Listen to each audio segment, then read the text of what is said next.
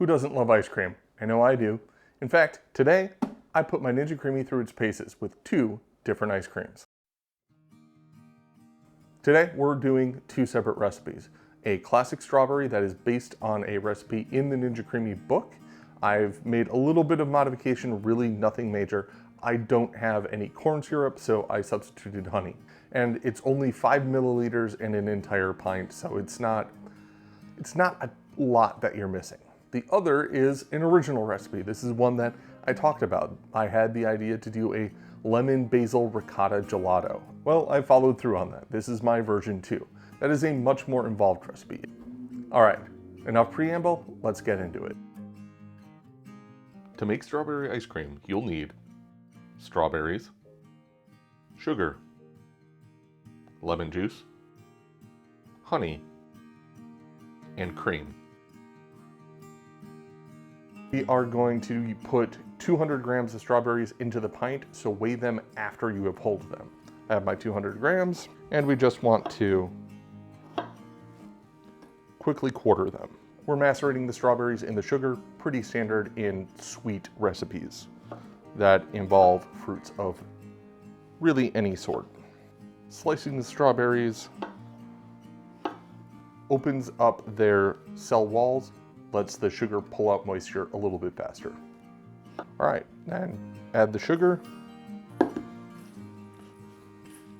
and just stir to combine so the strawberries all get completely coated. Sugar is going to pull the moisture out of the strawberries, which is going to create a syrup, as well as sort of loosening up and softening the strawberry flesh, which is great because we want the strawberries to be able to be pulverized and whipped into the base once we process it in the ice cream machine. All right, let this sit for 30 minutes and do its thing. All right, after about 30 minutes, your strawberries should have started to make a nice thick syrup.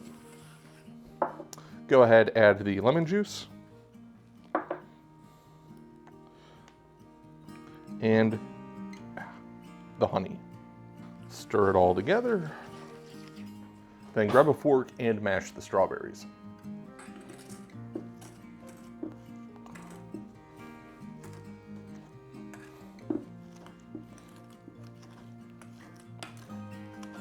Transfer the mixture to a 2-cup measuring cup, and then add cream to bring the total volume up to 2 cups. Give it a good mix. Keep in mind that the sugar at this point is still going to be not dissolved, so you'll still have some granularity to it. That, in my experience, has been fine with this recipe. It'll dissolve a little bit before it freezes, and once it gets whipped in the Ninja Creami, it's going to pulverize that sugar into a fine powder, so it's just fine as it is. Pour everything into your Ninja Creami pint. Get the cover on this, stick it in the freezer, make sure it sits flat. Gather your ingredients. You'll need gum acacia, whole milk, a lemon, salt, more milk, cream, sugar, and basil. Getting nerdy about emulsifiers. So the way ice cream freezes and maintains its scoopable, creamy texture, in part is the air that gets incorporated, in part how it gets churned and the ice is broken up and kept into small crystals, but it's also due to emulsification. Emulsification is a process by which molecules will bind and capture other molecules around them. Think of a soap bubble. That's a really good example of emulsification. The bubble of the soap holds the air inside. Emulsification is all over in the cooking world, from mayonnaise to sodas. The emulsifier that I'm using here today is called gum acacia. Gum acacia is a very powerful emulsifier, and it gets used a lot. You can't just throw gum acacia into your ice cream willy-nilly. Your ice cream turns out really dry and crumbly. It's weird. Ask me how I know. Make a gel out of the gum acacia first. Really simple. It's just equal parts by volume. I'm doing 60 mils, quarter cup each of the gum acacia and boiling hot water. Whisk that together. You want to end up with a nice smooth paste. This does take a few hours to fully hydrate, so set it aside and we're gonna get started on the ricotta. Then the other really involved thing here is we're going to be making our own ricotta. Ricotta is actually really easy to make. It's just hot milk with lemon and some salt added to it. Bingo bongo, you have ricotta cheese. Capturing your ricotta cheese is what becomes difficult. So watch me fumble around with that because it gets messy. Ricotta is one of the easiest cheeses to make at home. You can do it on the stovetop or, as I'm doing here, in the Instant Pot. What you want to do is add the milk and bring it up to 190 degrees. While it heats up, go ahead and zest your lemon. Been watching a lot of MacGyver, so little hack using some blue tape came to mind. The downside to zesting a lemon like this is the zest tends to fly out all over initially, but if I can keep it trapped in there, I get full yield and have a less messy kitchen. Keep an eye on your milk, stir it every once in a while. You don't want it to boil, otherwise it'll scorch. Set your zest aside. You're gonna need that for the final gelato, but it doesn't go in the ricotta just yet. Now, time to juice that lemon. The addition of the lemon is going to cause the proteins to contract and curdle, and that's what actually makes the ricotta cheese. Now you want 40 milliliters of lemon juice, which is, 2 tablespoons plus 2 teaspoons. Be sure to have the salt handy because you're going to need that as well. One thing to note is you don't want to use ultra pasteurized milk because that can affect the yield of your ricotta. Just a regular whole milk, honestly, right from the cow would be best, but good luck trying to find that unless you live on a farm. When you stir your milk, make sure nothing's sticking to the bottom, get good coverage across the whole thing. You don't want to scorch that. Target temp is hit, now stir in the lemon juice and the salt.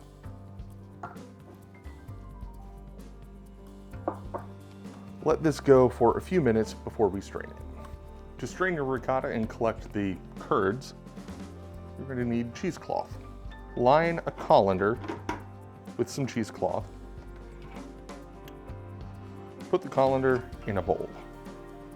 Make sure the colander can't tip and tilt, fall into the bowl.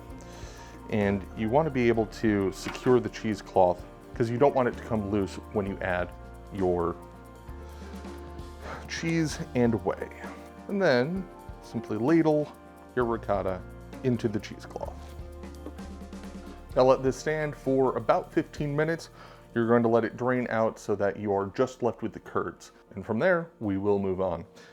Don't throw out the whey. The whey is a great ingredient in and of itself. I like to use it when I'm baking bread. I replace the water in my recipe with the whey. It adds a little bit more protein and does change the texture of the crumb. It's pretty nice. So far you've seen the lemon and the ricotta in this Lemon-Basil-Ricotta Gelato. How do I get the basil in there? Well, I did a test batch and the flavors were great, but there were some issues with it. I initially just chopped up the basil, added it in, and all the basil floated to the top before it froze. The basil got pureed in the Ninja Creami, but it didn't mix into the gelato as a whole. Well, my solution was to let it thaw, whisk it all together, and refreeze it. That worked fine. I would like to not have to do that in the future. I want to be able to just make it, stick it in the freezer, and have it once it's ready. So I need a way to get basil incorporated throughout, basically as a puree, without cooking the basil. Fresh, raw basil has such a beautiful flavor that you lose when you apply heat. I think I have an idea, and it starts with, I guess, making a milk syrup. So yeah, here we go, and wish me luck.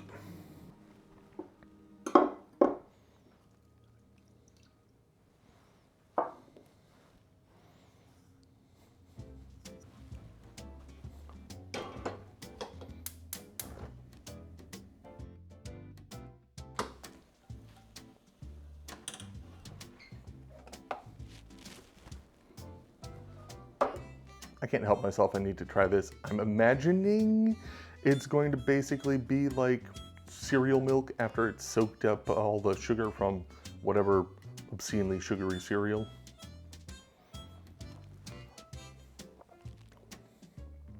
Oh, wow, okay. I'm gonna have to remember that for something. That's a really interesting component. And now let's chop up the basil.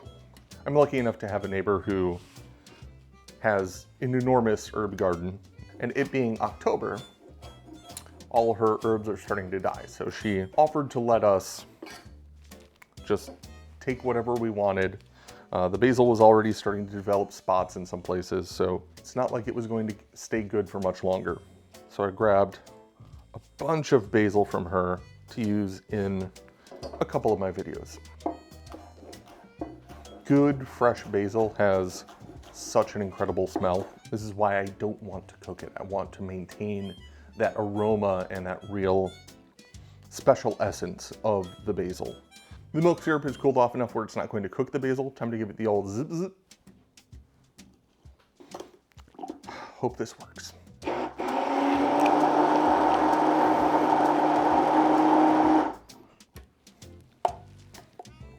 All right, I think that did the trick. My ricotta has rested for 10 to 15 minutes. We are going to go ahead and squeeze out some of this excess milk. Thing about making ricotta, the longer you let it strain, the drier it's going to be. We want it to be a fairly creamy ricotta because it's going into an ice cream. Of course, you can always buy ricotta too, but I like to make my life difficult. Never said making your own cheese would be a neat or tidy job. Actually a pretty good yield. All right, like I said, don't throw away your whey. Hold on to it. It's great for a lot of stuff. Okay, we have all of the component pieces for our Lemon-Basil-Ricotta Gelato. Next step is to weigh the ricotta, the milk, and the sort of basil milk syrup thing that we made. The reason for that is we want to use 5% by weight of that of our hydrated gum acacia gel. So this is the ricotta. I'm using 240 mils, 1 cup of what we collected, which is 235 grams. So if you're looking to buy ricotta rather than make it, you want to grab 235 grams. Add the cream. And now our basil milk and sugar. Okay, so we've got 565 grams, which real quick, 5% of that, 28 grams worth. And then just gently whisk it together. You don't really want to aerate it at this point. You just want to combine everything so that it doesn't have pockets. I suspect I didn't scale this recipe right, and we have more than 2 cups, but let's see. Oh, actually that's, all right, transfer this to a creamy pint.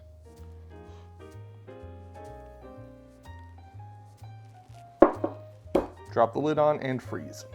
You know, invariably I'm in a rush, I forget something. Lemon zest. Good thing is this isn't really a baked dish, so I was able to pull the stuff out of the freezer. It'd only been in there maybe 5 minutes. And we can go ahead and add that now. All right, whisk it back together.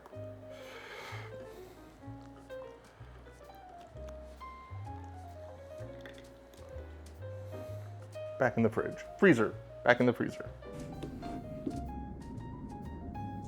All right, taste test time. Let's see how the strawberries turned out.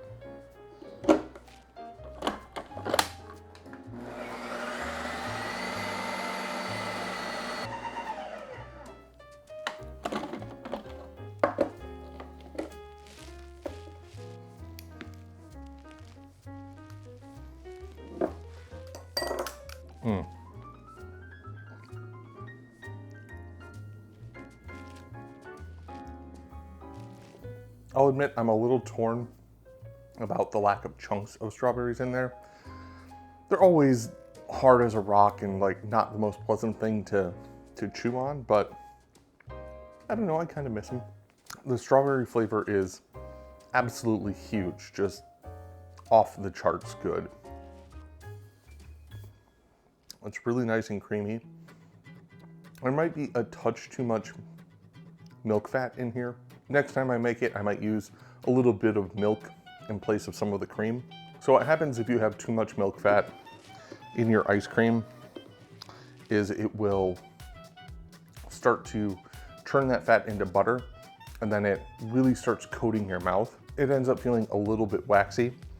This is just on the edge of that. So I am smoothing this down, flattening it out for when we reprocess it, because in a couple days this is going to be frozen absolutely super solid. Reprocessing it, takes a couple minutes, and it just brings that texture right back. And on to the gelato. This is much more experimental, entirely my own recipe. I have to say, I think my method of getting the basil mixed in seems to have worked. Let's see if I manage to avoid cooking it and despoiling that beautiful fresh flavor.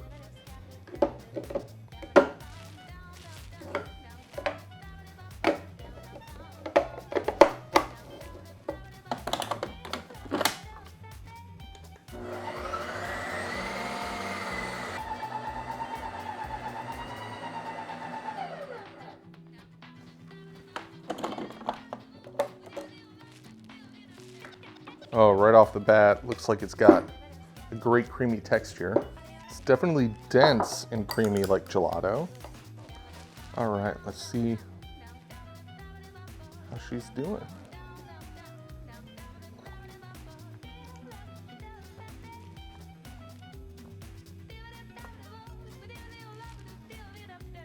Wow. Yeah. That is basil. It's lemon. Does the ricotta add anything? I'm not sure. Could I just do a lemon basil?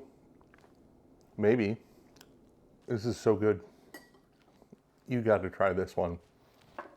That's it for me today. You've got 2 recipes in this video, the classic strawberry ice cream and a much more experimental but also really delicious lemon basil ricotta gelato.